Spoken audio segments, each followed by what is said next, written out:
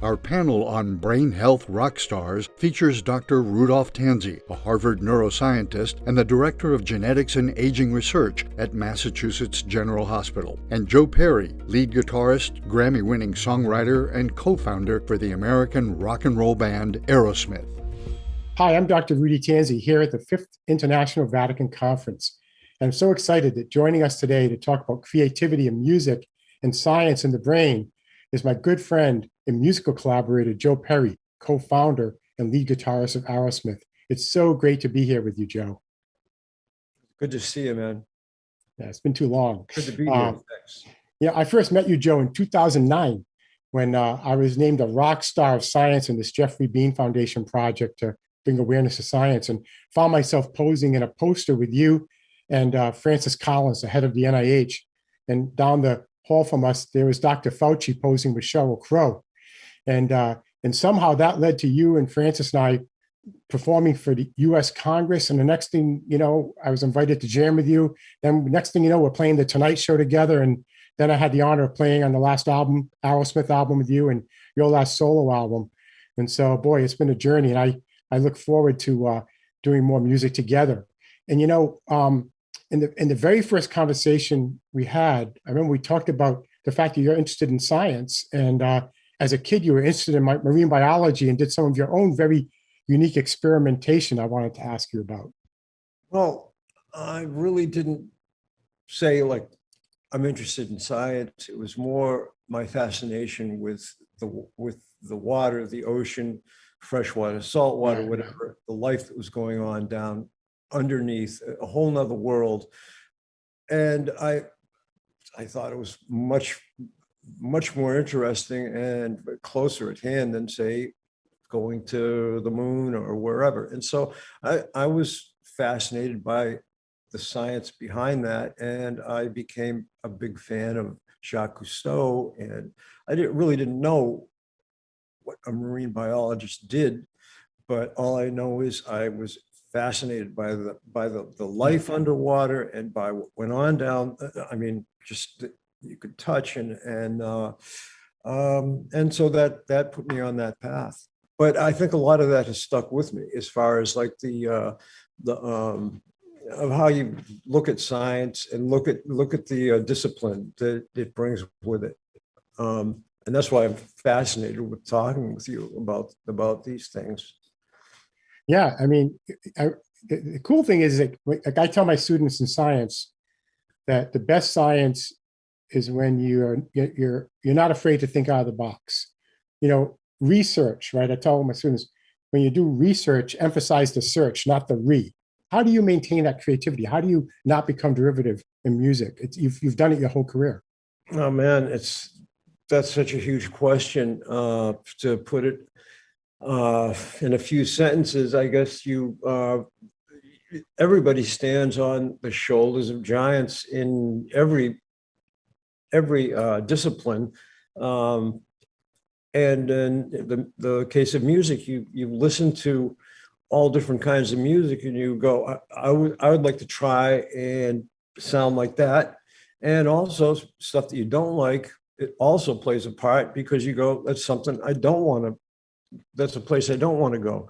But what I'm finding is that there are, even with what you call like classic music from the, Mozart and everything, there are still elements that carry through that make music what people want to hear that don't know so-called anything about music. I think that the fans know the most about music than any of us. And once we realize that we're no different than them, that's when you're able to make music that people like.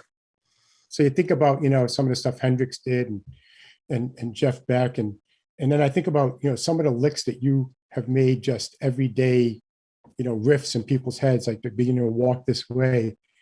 The thing about these is those riffs are just so original. I mean, it's so hard in rock and roll, such a long legacy of rock, to play such original riffs, to channel. How do you channel that? How do you channel that intuitive energy to do something so different? Like, what do you feel? That was the thing that really got our conversation going.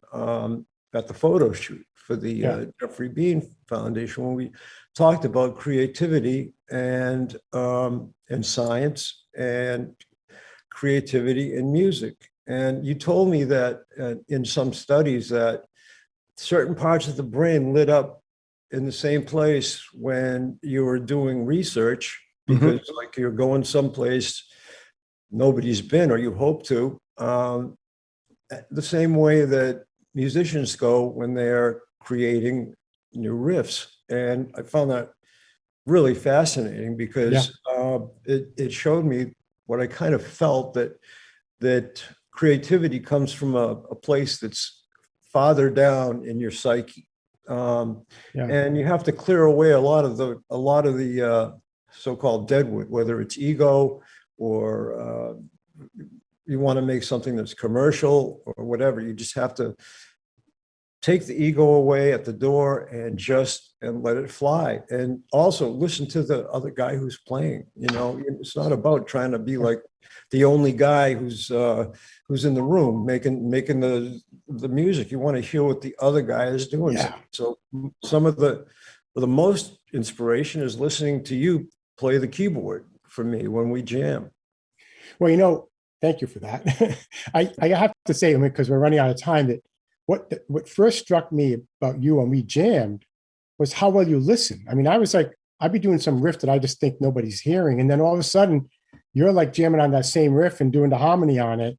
And I think it says, like in science, like in music, you have to listen to others, you have to appreciate others, but then you have to do your own thing with them. So it's all about wanting the other person, you're trying to make the other person be better as well. You're not just trying to impress them. And I think that works in science and music. Well, again, the two of us talking about it makes it really clear that you have to, again, leave your ego at the door, or leave the potential of, I'm going to get the patent for this if I come first with the paper. I learned a lot about how the process of, you know, taking your experimenting and what you found out to the powers that be. And that it doesn't sound too much different than what goes on in the music business. No, it's the same thing in science. The best science is done by people who just want to serve and make the world a better place, and not worrying about being the best or trying to impress. And I think that's where we found a lot of common ground. So we're out of time, but I got to ask you one last question. What's your favorite Aerosmith song? Well, I have to say, overall, Let the Music Do the Talking. It was a song that I actually wrote when I was still in Aerosmith in 1979. And I remember playing it for the guys, but we were at that point when the band was going to kind of break apart for a while, which it did. And it was the first song on my first solo record. And when I came back to the band 3 years later, Steven said, I'd really like to cover that song. And Aerosmith, I mean, most of the stuff I've written has been on my solo records. I've always played for the guys in the band first and see what do you think? You guys want to go there? And for one reason or another, you know, they would end up on my solo records. But that one song, Steven really loved it because, I mean, for me, it was like, even the title, Let the Music Do the Talking. There's no reason to explain about music or talk about music because it's right there. And the tempo and all the things that I like about rock and roll kind of fit into that one song.